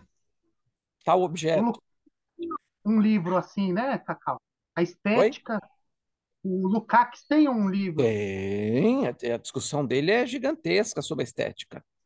Eu A lembro que uma palestra, a palestra do húngaro foi sobre a estética em Lukács. sobre a estética em Lukács. Inclusive, a editora Boitempo está lançando agora. É Então, um, é um, é um livro, a estética em Lukács mesmo. Eles estão isso. lançando uma nova edição e com alguma coisa que nunca tinha sido publicado no Brasil, alguma coisa assim. Esse mesmo que ele apresentou lá. Ele Ah, apresentou esse sensacional. Bom, então a o humanização, né? Lukács, o Lukács, ele tem muita contribuição na área do romance. Ele tem a Isso, teoria do romance, ele foi um, porque assim, chegou uma época em que o cara, os partidos comunistas, num dado momento, principalmente ali na gestão do Stalin, né? Ou você está comigo do jeito que eu quero que esteja, ou você não estará com ninguém, né? Então, muita gente que saiu dos partidos comunistas, dos vários países europeus, saíram para sobreviver, né? E eu acho, e aí é só uma impressão minha, assim, que parte dessa discussão que o Lukács vai fazer sobre a arte tem um pouco a ver assim de ganhar um fôlego. Mas a uhum, discussão que ele faz de estética e de arte tem tudo a ver com esta composição do materialismo histórico. é outro texto que dá pano para manga também, né, Cacau? Sim, Dá sim. para ficar assim, todo mundo dialogando, né? Inclusive o Antônio Cândido aí ele cita, né? Porque Sim, quando ele está falando ali que a literatura, quando ela está a serviço, se o cara não observa os elementos específicos da estética da literatura, ele acaba fazendo um produto, uma literatura de qualidade duvidosa, porque ele está mais preocupado com a finalidade daquilo, né? E ele dá o exemplo, inclusive na União Soviética isso acontecia muito, né? Só era considerado arte real quando mostrava e focava a vida do trabalhador e tal, né? Quer dizer, então, porque a arte, né, a literatura, a estética, de um modo geral, ela não é prisioneira de ideias, né, ideológicas, de ideologias, né? Então, quando um poder determina que só é arte se for assim, você vê, foi o que o governo Bolsonaro, com aquele primeiro ministro da Cultura, que foi quase que catapultado por pressão social, porque ele estava fazendo exatamente o que o plano de governo do Bolsonaro previa, que era um partido nazista. Ele fez um discurso nazista, ele imitou o ministro da Cultura nazista, né? uma Com barbárie. sinais. Sim, sim. Então, defendendo, olha, que tipo de arte nós faremos neste país. Então, baseado, cara, que demais, né? Baseado no nazismo, que tipo de arte nós vamos fazer no Brasil a partir de agora, o que vai ser considerado. Para nossa sorte, ele foi tão, ele estava tão envolvido com aquela proposta que ele avançou o sinal achando que estaria tudo bem e acabou se dando mal, né? Mas então a arte, ela é sempre esse jogo, né? Como o Cândido coloca no texto, né? Ela E tem sempre esse jogo. você falando isso, Cacau, me fez pensar justamente, né? Tudo bem, a gente garante o direito à literatura, mas qual literatura, né? Qual literatura? Essa? Porque às vezes vem, igual quando o Bolsonaro esteve no poder, eles se apropriam, né, da pauta e falam, é essa literatura. Tudo bem, vocês querem o direito à literatura? Vamos garantir esta literatura aqui, né? Então entra também nessa discussão, né? Porque esse E eles estão ministro perseguindo, né? Mas não como Estado, mas como pessoas. Você vê, teve um problema agora numa escola, não sei se foi em Minas Gerais, do menino marrom, do Ziraldo. E a dos Ira- alegação é que esses dois meninos fazem um pacto de sangue. Eles se cortam para misturar o sangue. Isso está na literatura infantil, ó. Enfim, é, tem N situações dessas de crianças, de adolescentes se cortarem para misturar o sangue e tal. E aí diz que a família solicitou, né? Teve o outro no Rio Grande do Sul, no Paraná, enfim, de conteúdos que os bolsonaristas acham que não podem estar na escola, né? Então isso está difícil. Era esse o diálogo com a contemporaneidade mesmo, né? Que ponto que está a literatura hoje. Esse é o avesso Sim. da pé. Eu lembro que a diretora, ela foi bem assim na postagem que ela fez, porque ela leu um recorte do livro, ela descontextualizou inteirinho o livro, né? Como se a única discussão que tivesse presente no livro ali fosse uma questão de sexualidade. Então ela Eu encobreceu diria de que, certo. eu Nada a diria ver que com a... ela não leu. Ela não É, leu. Foi algum sim, pai ou mãe que talvez isso, lendo com a criança, ou que a criança tenha comentado, porque a sim. criança atormentada por essa perseguição que pai e mãe estão fazendo, talvez a criança atormentada, quando leu aquilo, fez um comentário com a mãe, que também não leu o livro. Então, ninguém leu o livro. A criança estava lendo até chegar aquele trecho, e aí ela comentou com a mãe, virou um. Ninguém leu o livro, só aquela É passagem. ali daquele trecho. É. Mas é justamente isso, porque vai totalmente na contramão, né, desse conceito de literatura que o Antônio Cândido tem, que é muito mais amplo, né?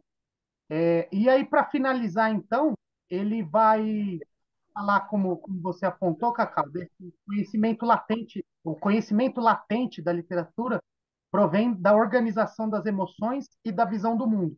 E o que o Antônio Cândido vai focar mais é na literatura social, né? Que visa descrever e, eventualmente, tomar posição em face das iniquidades sociais, as mesmas que alimentam o combate pelos direitos humanos. Aí ele cita Castro Alves, com os poemas sobre a escravidão, o Bernardo Guimarães, com a Escravizaura, na Europa, o Victor Hugo, Sobre com os isso, Miseráveis. sobre isso que ele fala do escravizaura, que ele cita que não é de boa qualidade, uma qualidade modesta, eu vivi uma experiência mais ou menos assim. Vocês devem se lembrar da novela Sim, a Moça. Uhum. Se lembram? Teve até uma segunda versão da Sim, a Moça.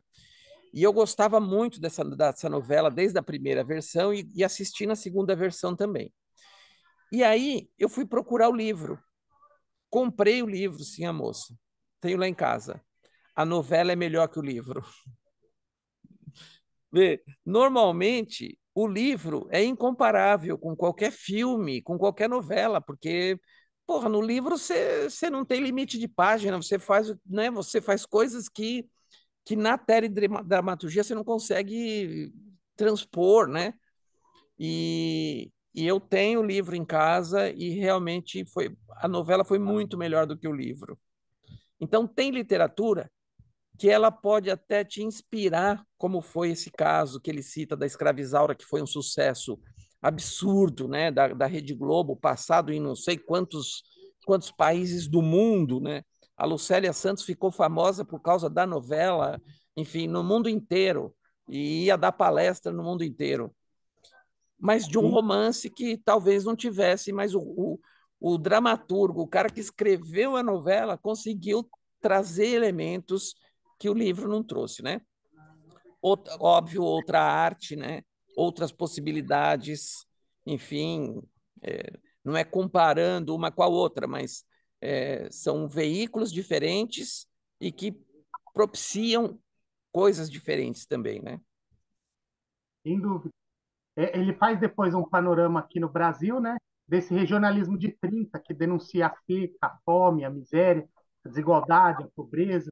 Fala de Graciliano, Raquel de Queiroz, Graciliano Ramos, Raquel de Queiroz, João Cabral, Jorge Amado, José Lins do Rio, Veríssimo.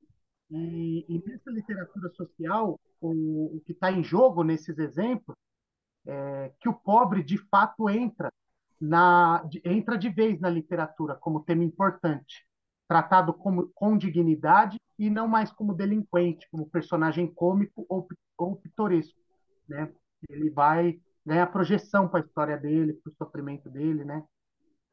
Esses caras ainda vão aparecer assim nos programas de humor, Ah, sim, sim. né? Nos programas de humor, aqueles de baixa qualidade, ainda vão aparecer o Estereotipado pobre, exato, é. para rir. Inclusive tem um. Agora eu estava assistindo de domingo, depois do Fantástico, passar um dos motoqueiros, né? É. Vocês já viram? Cara, Ali é uma. eu tentei assistir porque eu gosto do Marco Luque, eu gosto dele, eu acho que ele tem umas tiradas interessantes e tal. E eu, como motoqueiro também, me identifico ali com o motoqueiro dele, né? Mas Aham. achei muito ruim o programa, não consegui nem ver inteiro. Pobre pitoresco ali, né? Um motoqueiro pitoresco, né? Ele é da E eu fiquei com periferia. pena porque ele é muito melhor que aquilo. Agora, tem um problema de redator, né? A Sim, gente no Brasil tem um problema de redatores, né? A gente tem bons atores, mas sim, redator para comédia não é fácil, não. não é mesmo? É muito difícil. E às vezes eles nem podem interferir muito, né? Tem gente que não aceita a opinião nos textos. Sim, é. E tem aquele. Tem o ator também, né? Quem financia o programa não quer Sim. ver determinadas coisas, né? Então, para concluir, né, a literatura e direitos humanos, o Antônio Cândido fala no final, que ele fez um percurso de 2 pontos, né? Primeiro, afirmar a literatura como uma necessidade universal que deve ser satisfeita de desumanização do ser humano. Em segundo lugar, a literatura como instrumento consciente de desmascaramento, por focalizar as situações de restrição dos direitos ou a negação deles, como a miséria, a servidão, a mutilação espiritual. E aí ele vai falar dessa questão da justiça social, né? A sociedade brasileira mantém com a maior dureza a gratificação das possibilidades, tratando como se fossem compressíveis muitos bens materiais e espirituais que são incompressíveis. Um homem do povo está praticamente privado da possibilidade de conhecer e aproveitar a leitura de Machado de Assis ou Mário de Andrade. Para eles, fica a literatura de massa, o folclore, a sabedoria espontânea, a canção popular, o provérbio. Estas modalidades são importantes e nobres, mas é grave considerá-las como suficiente para a grande maioria que, devido à pobreza, é impedido de chegar às obras eruditas. E aí ele fala, né, que a efetivação do direito à literatura passa necessariamente por uma justiça social. Se a gente não tiver uma justiça social, dificilmente nós chegaremos próximos, né, de efetivar esse direito à literatura. E Legal, aí tem muito bom. que Oi, eu não, tá falhando o teu áudio. deve ser a internet. Aí tem um vídeo que eu te mandei, Cacau, Ah, sim, sim, vamos lá. até para o pessoal conhecer o Antônio Cândido, quem nunca viu, tudo. E E também ele faz uma síntese de tudo que da riqueza desse texto. Um livro curto, um vídeo curtinho de 5 minutos para a gente encerrar, né? No horário. É, olha só que beleza. Ah, você me mandou no pessoal, não foi no grupo, né? Tá certo. Eu tô procurando no grupo, não tô achando aqui. Essa entrevista ele deu em 2014, né? Então ela tem 10 anos aí que ele falou desse texto. 10 anos depois. Só um minuto. Então vamos lá. Ô, galera, liga a câmera aí para a gente fazer uma foto antes que a gente esquece aí. Edivan, eu estava cansado de tanto que você andou, Edivan. Rapaz. É que eu comprei Pois é, umas plantas eu lá também no tô achando que ele Ceasa tá aí. numa trilha aí, bicho. É, Ele tá Não, numa rapaz. trilha. Ele não para de andar, rapaz. Eu tá eu comprei perdido. Não umas sei plantas lá, estou fazendo pegou uma no cerca sítio viva dele, aqui. não. Ele tá indo a pé. É. É que eu comprei umas Gilberto. plantas para fazer uma cerca. Ah, beleza. E você tá em todo o terreno, você está dando a volta no latifúndio, né, para colocar as plantas aí. Ah lá, atenção, fazendo aquela cara, gente, cara de inteligente. Espera aí, deixa eu achar aqui o negócio. Cara inteligente tem que ser assim, ó. É, vamos lá, no capricho aí, hein? Atenção. É um, é dois e foi.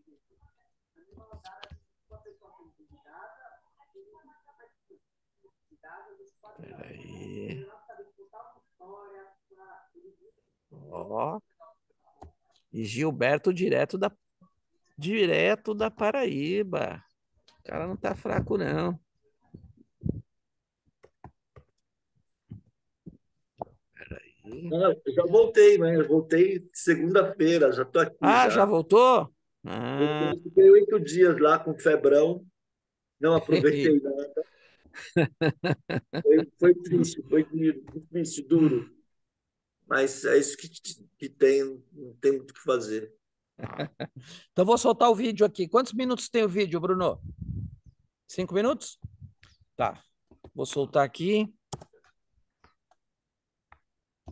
O problema do direito à literatura tem uma multipartida, do meu ponto de vista.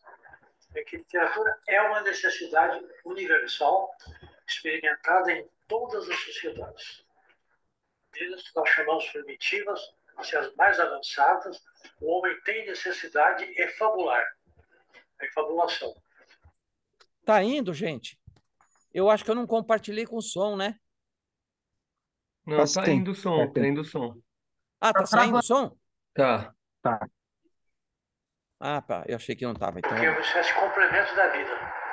E essa fabulação, como dizia Goethe, entra na literatura, quando sai dela, sai mais rico e compreende melhor o mundo, entende melhor. Frequentemente, a pessoa não tem noção disso, porque se passa das camadas do inconsciente. Lendo poesia, vendo história de fada, quando é menino, vendo romance, quando é grande, aquilo vai se armazenando ali e vai enriquecendo a maneira dele ver. Sem querer, quando ele vê a realidade, ele está vendo as coisas que ele viu na ficção. A ficção ficcional nos integra. Ela passa a ser um componente da nossa visão do mundo, da nossa maneira de ser. Se ela existe em todas as sociedades, se ela é uma necessidade fundamental, ela é um direito de todo mundo. O problema do ponto de vista social é que, com a sociedade iníqua que nós temos, tudo é muito mal distribuído. Tudo é muito mal distribuído. Então, formam-se, é claro, os diferentes tipos de literatura. Certos tipos de literatura não são acessíveis ao homem muito rústico, mas ele tem a literatura dele, que nós chamamos com o nome de folclore. Ele tem a literatura dele. Uma sociedade que a gente imagina, uma sociedade bem organizada, com todos os produtos da literatura, em todos os níveis, seriam acessíveis a todos os grupos e classes sociais. Certamente, eu pessoalmente sou convencido de que a literatura melhora muito o ser humano. Seja a história de tartaruga, seja a história de coelho, seja a história da corrida da tartaruga com o coelho, seja isso, até os irmãos Karamazov do Dostoiévski. Tudo isso enriquece muito. Enriquece porque ensina a ver a vida de alguma maneira. O fato é que eu não conheço ninguém que tenha passado pela literatura, desde o folclore até Camões e Dostoiévski, que isso não resulte em enriquecimento próprio. Então, eu acho que uma das coisas mais importantes da sociedade, uma sociedade que nós imaginamos, uma sociedade ideal, seria assegurar não só os meios materiais de vida, mas assegurar a possibilidade de ter acesso a todos os níveis de literatura. É uma brutalidade social fazer com que uma pessoa cresça e viva sem ter capacidade de ler Machado de Assis ou ler Dostoiévski. É uma privação, é uma mutilação aqui a sociedade, de modo que, para mim, o direito à literatura deságua na justiça social. O direito à literatura deságua na literatura acessível a todos. Eu termino citando uma coisa muito interessante que a professora Maria Vitória Benevides me contou, que eu cito no meu ensaio. A prefeitura de Milão, muitos anos atrás, a prefeitura de Milão conseguiu que os industriais dessem uma hora livre, 2 horas por semana, aos operários, para eles fazerem o que eles quisessem. Certo de que negociar, eles pediram para se aperfeiçoar no estudo da língua para eles lerem certos livros. Uma coisa muito bonita, eu li quando era muito moço, eu tinha 15 ou 16 anos, eu li uma revista francesa chamada Europe, que existe até hoje, um escritor chamado Jean Guido, mas eu conheci pessoalmente aqui em São Paulo, estava muito em moda no começo dos anos 30, a literatura proletária, a literatura para o operário. E ele dizia, não há literatura para o operário. Tem qualquer literatura, por que uma feita para o operário? Por que esse criminal? Porque ele fez uma experiência. Ele pegou e deu pessoas rústicas que moravam no bairro dele para ler a literatura proletária que estava se fazendo na Rússia naquele tempo. Mas eles devolveram, era muito chato. Aí ele deu Balzac, Zola, Stendhal, Leonardo. Ele foi vítima de um pecado. Ele achou que para o pobre precisava de literatura feita para o pobre, enquanto que o pobre queria boa literatura. Por isso eu termino. Tá bom?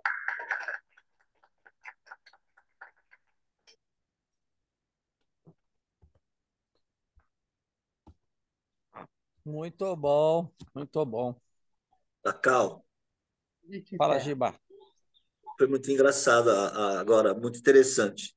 O Bruno estava fazendo a explanação, agora no final, quando disse da intervenção, de como nós estamos os livros digitais estão vindo com tudo. Isso é um mundo fechado para mim. Chuchôs não compra, Chuchôs prometeram. Eita.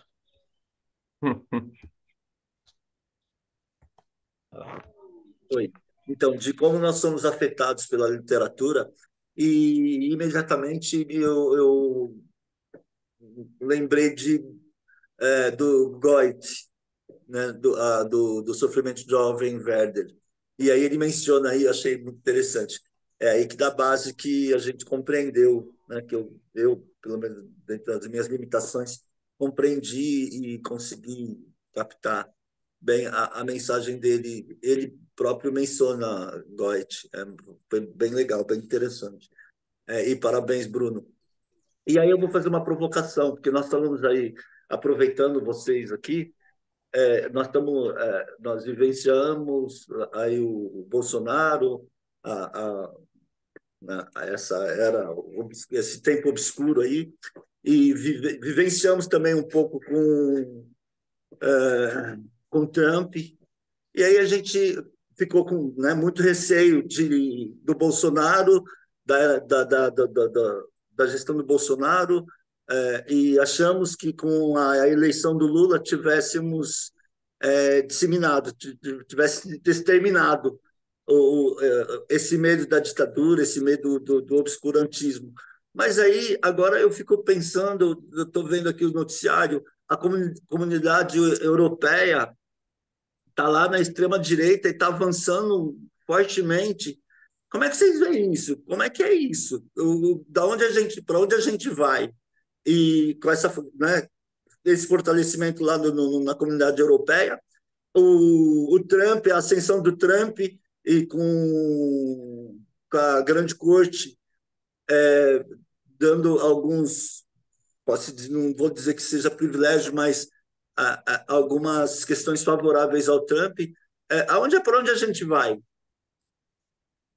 É só uma provocação aí, alguém fazer uma explanação, alguém me dá uma luz que eu tô assustado. Não, eu ia até fazer essa relação também, né, com a contemporaneidade. A gente falou muito do Brasil no governo Bolsonaro, mas a extrema-direita está forte no mundo inteiro. Inclusive, esse movimento na França que teve chamou atenção porque as propagandas dos partidos de direita são bem claras, né, negando a humanidade do outro, né, a favor da barbárie, porque elas falam assim, em favor das nossas crianças brancas, contra os imigrantes. São propagandas nesse nível, né? De negação da humanidade no outro. É muito complicado. Mas é que são esses movimentos históricos, né?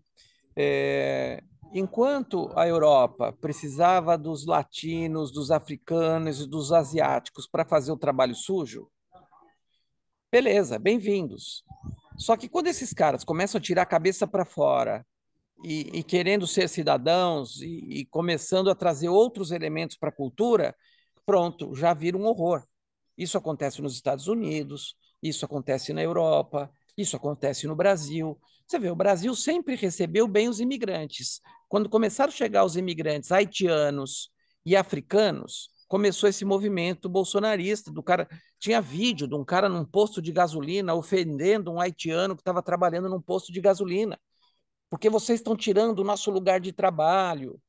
Então, essa mesma neura também rolou no Brasil aqui, quando começaram a vir esses imigrantes. Não o imigrante europeu, né? Se é o imigrante europeu, esse aí, pô, você pode vir aí, pode ser o maior pilantra e beleza, não tem problema, né? Então, é um contraste que existe, cíclico, porque eles precisam dessa mão de obra, os Estados Unidos vai continuar precisando, enquanto a tecnologia não resolver, porque a tecnologia já resolveu muita coisa, né? Máquina de lavar roupa, máquina de cozinhar, máquina para isso, máquina para aquilo. O sonho deles é não precisar de mais ninguém para fazer qualquer outro tipo de coisa em casa. Mas enquanto precisar, né, de babá, de alguém para cuidar dos velhos, né? Mas a hora que esse povo começa, né, que nem nos Estados Unidos, na última eleição, teve uma participação grande, por exemplo, dos jogadores de basquete. Eu não sei se de futebol também entraram nessa, mas do basquete eu lembro bem. Dos jogadores negros, especialmente, convocando a população a votar. Né? Vamos votar porque o negócio está perigoso. Então, teve esse engajamento dos atletas e tal. Mas vai chegar uma hora que isso vai ficar mais difícil, né? Porque a tensão vai crescendo, né? Então, na Inglaterra, por exemplo, não, ganhou a esquerda, ganhou o trabalhista, né? Na França, ganhou no primeiro turno, mas tem o segundo turno agora. Vamos ver, tem essa mobilização grande. Não sei se vocês viram o Raí fazendo uma fala em público, né, e tal, enfim. O Mbappé também apelando lá, né, para todo mundo, olha, precisamos me votar, enfim. O problema é a questão da compreensão, né, da compreensão que as pessoas têm desse movimento. Agora, o movimento no Brasil ele tem uma coisa característica que não tem em nenhum outro. A Argentina é um movimento ultraliberal. No Brasil, se fosse um movimento só ultraliberal, não ganharia absolutamente nada. Eles precisaram se juntar a essa chamada pauta de costumes para trazer o evangelistão junto. Porque aí, com o evangelistão, eles criam uma massa. Então, você vê lá gente, o crente que é de direita, é o pobre de direita, é o pobre lascado de direita. Então, na Argentina não tem esse negócio. Na Argentina é um projeto liberal, ponto. É o Paulo Guedes lá, ponto, só. Aqui não é que juntou. Então, se esses caras forem para qualquer um desses outros, vai para a França, não vai ter o evangelistão lá. Não tem. Então, na Hungria, não tem. Nos Estados Unidos, talvez.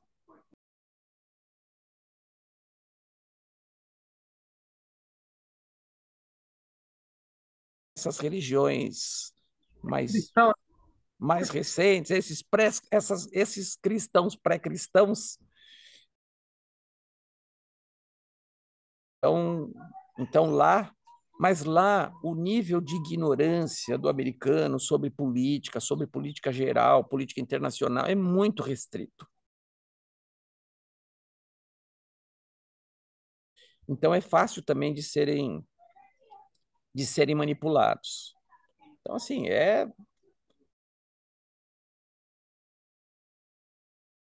né? Eles continuam com a mesma estratégia, as mentiras a dar com pau, né?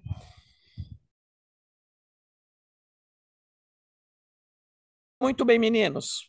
Bruno, parabéns, foi muito legal, texto bacana, foi uma boa exposição, uma bela exposição tua, todo mundo contribuiu, discutimos aí.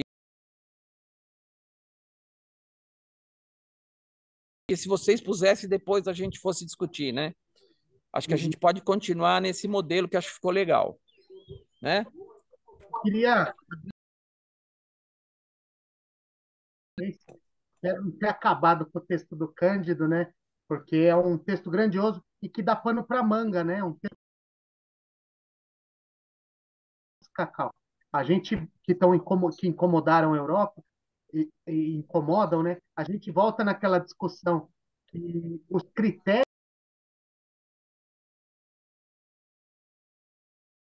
da cultura. Então, durante muito tempo, os imigrantes serviram. Mas quando eles passaram a brigar por direitos humanos, né? Aí começou a dar esse choque. Então, esse texto dá Ele fala lá, né, da sobremesa. O trabalhador não está acostumado com sobremesa, então não precisa de sobremesa. Então, na cana para lá, tem a questão religiosa no meio. Então, isso mete um pouco de medo e eles usam essa questão da religião também lá. Princípio mesmo religioso. Então, lá na França, eles têm um movimento de proibir mulheres de usarem. Então, é um confronto interessante. Tem um filme que eu passava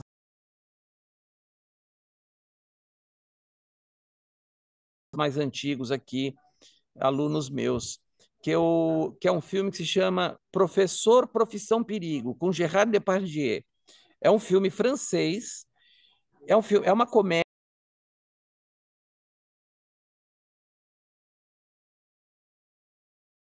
babacas, comédia inteligente e tal. E o Gerard Depardieu, ele é casado e tinha uma amante, e aí sai a mulher descobre e ele acaba se transferindo de escola e ele vai para uma escola, para um subúrbio parisiense, onde a população local é árabe. E aí é a luta dele contra aqueles árabes. Então, assim, só que não é um olhar descolonial, é um olhar colonial. É ele, francês, querendo pôr a coisa em ordem lá e ele não dialoga, não tem. Então, aparece essa questão do véu, que não pode entrar. É um filme bem legal, viu? É um filme bem legal, acho que atual até para a gente entender um pouco isso, só que é uma visão francesa, né? Ou seja, colonialista. Eu não sei, Alisson, será que eu passei isso para você? Você lembra? Não passou, mas eu assisti esse filme já. Ah, Já assisti. Muito bom esse filme, realmente. sim, é bem legal. Até aquele filme novo lá, até aquele filme novo alemão, não sei se vocês assistiram lá, Sala do Professor. Não, Nem que é ouvi muito falar. interessante, né? É muito interessante esse filme. É importante isso. Acho que é interessante o grupo assistir também esse filme. Que o alemão Aonde está lançaram 3 passando? filmes aí, né? Aonde está Eu, passando? eu assisti no cinema. Assisti no A sala do cinema. professor? Sala do Professor. Sala de Professores é o nome do Sala de filme. professores. É uma visão alemã, né, de uma professora que tenta bater um conflito de um aluno na escola. É muito legal. É que eles lançaram, na realidade, os alemães lançaram 3 filmes, né? O Zona de Interesse, não sei se vocês assistiram, Não. Zona de Interesse, concorreu ao Oscar, inclusive Sala de Professores, e o outro é o sobre o crime lá, não esqueci o nome agora, não me vem. Mas são 3 filmes muito bons, mas o Sala dos Professores é interessante a gente assistir. O Zona de Interesse também, porque eles vivendo uma vida muito interessante do lado do campo nazista, né, de Auschwitz. Então, é muito interessante. Bom, Alisson, você é o próximo. Sim. Qual é o texto? Ó, eu vou trabalhar aqui com o Mal Líquido, tá? É do Bauman. Vou tentar escanear e mandar aí no grupo essa semana, tá? O capítulo 1. Capítulo 1. Capítulo 1, isso. Que se chama Sobre o Mal Líquido e o NHA. Não há alternativa.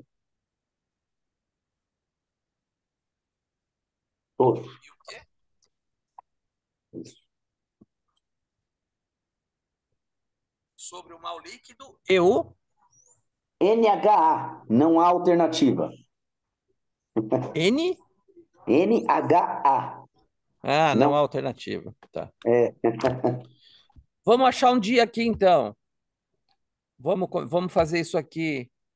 Desculpa, Cacau. Deixa eu colocar aqui. Essa é a introdução sobre o Mauli, que é de pessoa a não pessoa. É o capítulo 1. A introdução que se chama sobre o mal líquido e o NHA. Ah, tá. De Tá? É de pessoa. pessoa a não pessoa. Ah, legal. Tá? E pode ser dia 3 de agosto? Dia 3 de agosto.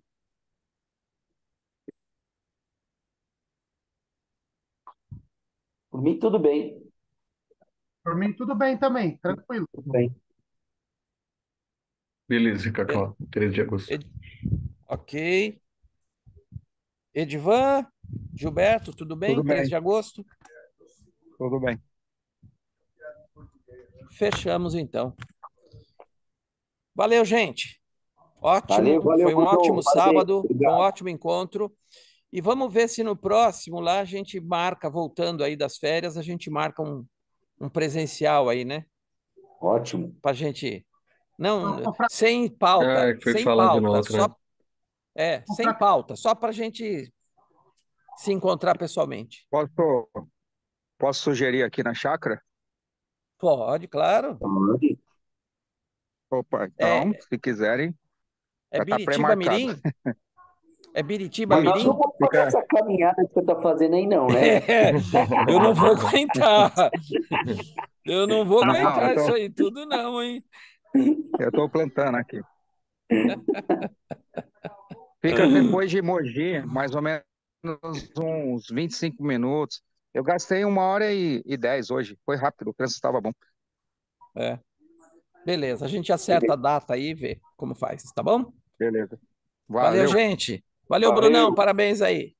Valeu, Bruno. Beleza. Valeu. Valeu, Bruno. Valeu, Um abraço, gente, pessoal. abraço. Tudo bom. Um Até abraço. mês que vem. Tudo de bom. Até Aí, mês boa que vem, férias. valeu. Tchau, tchau.